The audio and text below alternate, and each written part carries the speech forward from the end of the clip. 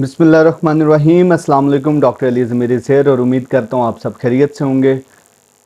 दोस्तों, क्या आप कारोबारी मकासद के लिए अमेरिका जाना चाहते हैं? तो अगर आप एक बिज़नेसमैन हैं या कोई भी प्रोफेशन है आपका, तो आप अमेरिका जाना चाहते हैं तो यकीनन आपने ईबी वीज़ा का सुना होगा कि ईबी वीज़ा आजकल फेसबुक पे और सोशल मीडिया पे बहुत सी पोस्ट आ रही हैं। EB1 EB2 वो ईबी वीज़ा की मुख्तलिफ पोस्ट आ रही हैं कि जिसमें लिखा होता है कि no आइट्स required, no bank statement, आपने सिर्फ अपना पासपोर्ट देना है, अपना प्रोफेशन शो करना है तो आपको वीज़ा मिल जाएगा। तो आइए समझते हैं कि ईबी वीज़ा है क्या और ये कैसे मिलता है। दोस्तों, ईबी से मुराद एम्प्लॉयमेंट बेस्ड वीज़ा है। ईबी वीज़ा आपके रोज़गार की मुनासबत का वीज़ा है, एम्प्लॉयमेंट बेस्ड वीज़ा। लिहाजा ये नाम से ज़ाहिर है कि ये वीज़ा एक स्पेसिफ़िक काम का वीज़ा होता है। दोस्तों, ये स्पेसिफ़िकली फॉरेनर्स के लिए ये वीज़ा डिज़ाइन किया गया है जो एक ख़ास डिग्री या ख़ास कारोबार या एक ख़ास फील्ड के हामिल हैं, वो ये वीज़ा अप्लाई कर सकते हैं। और जितने भी पूरी दुनिया से वो लोगों को वेलकम कर रहे हैं जो ईबी वीज़ा के थ्रू जा रहे हैं, उनकी सैलरीज़ भी अच्छी हैं और उनको जाती वर्क परमिट मिल जाता है और वर्क परमिट के बाद उनको पीआर मिलती है और पीआर मिलने के 1 साल बाद उनको अमेरिकन सिटीज़नशिप मिल जाती है। दोस्तों, ईबी वीज़ा की 5 टाइप्स हैं: EB1, EB2, EB3, EB4, EB5। तो इन पांचों वीज़ों में हर एक की अपनी रिक्वायरमेंट्स है और अपने तकाज़े हैं, तो हम इन रिक्वायरमेंट्स के बारे में जानते हैं। दोस्तों, EB1 वीज़ा उस बंदे के लिए जिसमें एक्स्ट्रा ऑर्डिनरी क्वालिटीज़ हैं, सलाहियतें हैं, साइंस के हवाले से या एथलेटिक्स के हवाले से या आर्ट्स या एजुकेशन या बिज़नेस के हवाले से।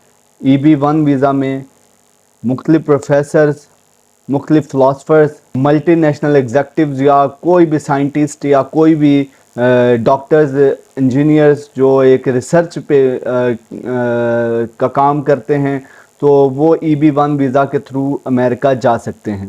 दोस्तों, EB2 वीज़ा बहुत ज़्यादा आला दर्जे की डिग्रियों पर इन्हिसार करता है।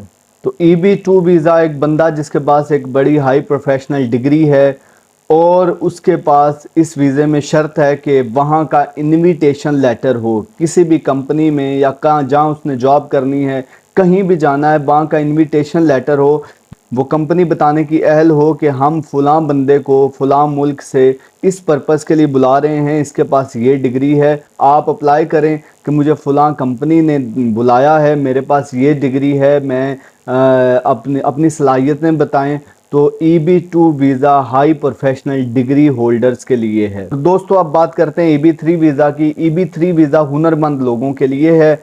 EB3 वीज़ा, जैसे मैं मिसाल देता हूं कि एक पाकिस्तानी या इंडियन बंदा जिसने अमेरिका में किसी शहर में भी एक रेस्टोरेंट बनाया है और उसको अपनी कंट्री का खाना बनाने के लिए एक कुक रिक्वायर है, तो एक शेफ़ रिक्वायर है, तो वो उस शेफ़ को अपने मुल्क से बुला सकता है EB3 वीज़ा के ज़रिए। तो EB3 वीज़ा में हुनरमंद लोग जा सकते हैं, लेकिन शर्त है कि वहाँ का इनविटेशन लेटर उनके पास हो।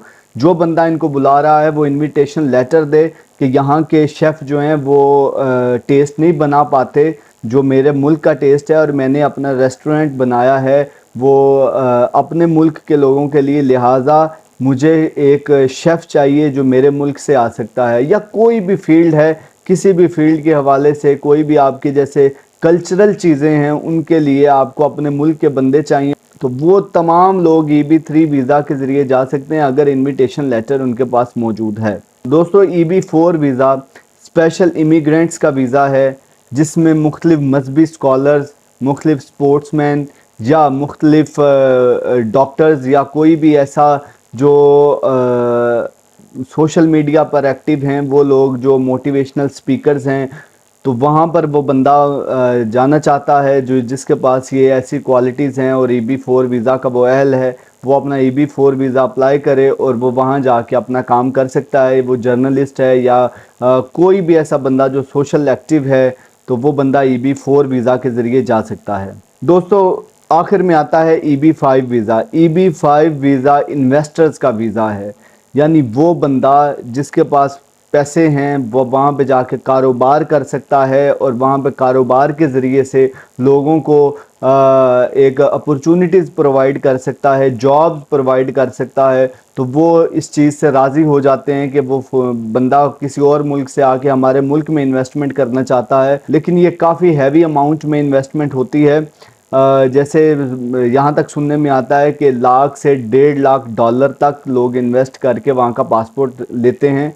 तो ये इन्वेस्टर्स का वीज़ा जो है वो EB-5 है, वो वाया इन्वेस्टमेंट होता है। तो आप अपनी इन्वेस्टमेंट शो करते हैं और यहाँ पर अपने मुल्क में बैठ के आप वहाँ का कोई बिज़नेस प्लान करके एम्बेसी को बताते हैं कि मैं ये बिज़नेस करना चाहता हूँ। तो एम्बेसी आपकी ये बिज़नेस डेवलप करने में मुख्तलिफ अदारों की ड्यूटी लगाती है और वो आपको एक बिज़नेस इस्टेब्लिश करके देते हैं, तो आप उस बिज़नेस को जाके ऑन कर सकते हैं। तो ये इन्वेस्टमेंट का वीज़ा है और ये डायरेक्ट PR मिलती है, पासपोर्ट मिलते हैं, तो ये वीज़ा इन्वेस्टर्स के लिए है। दोस्तों आपने नोट किया कि ये पांचों वीज़े अपनी अपनी जगह पर अपनी अपनी रिक्वायरमेंट्स पे मिलते हैं और लिहाजा जिसकी जो रिक्वायरमेंट बनती है वो EB-1, 2, 3, 4, 5 वो कोई भी वीज़ा अप्लाई कर सकता है अगर वो उन तकाज़ों पे पूरा उतर रहा है। तो लिहाजा कोई भी वीज़ा अप्लाई करने से पहले सबसे पहले तो अपनी कैटेगरी को समझ लें कि मैं किस कैटेगरी में अमेरिका जा रहा हूँ, और उसके अलावा वहाँ पर अटॉर्नी,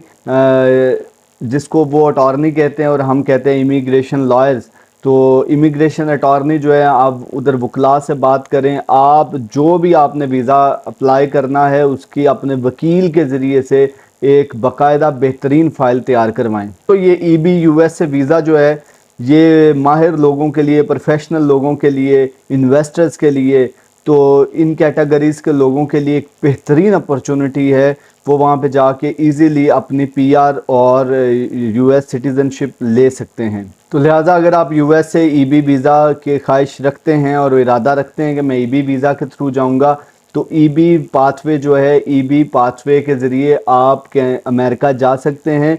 लेकिन आप अपने किसी वकील से इसमें रहनुमाई ज़रूर हासिल करें, और वो वकील जो इमिग्रेशन लॉयर्स हैं, इमिग्रेशन अटॉर्नी से मशवरा करके फिर आप वीज़ा अप्लाई करें। दोस्तों देखिए, मकसद तो है अमेरिका जाना, ज़्यादा से ज़्यादा क्या होगा, वीज़ा रिजेक्ट हो जाएगा। लेकिन आप सच बोलें, साफ गोई का मुजाहरा करें, जो डॉक्यूमेंट लगाना है वो रियल लगाएं। आप क्लियर लफ्ज़ों में उनको बोलें कि मेरा ये मकसद है, मैं जाना चाहता हूँ।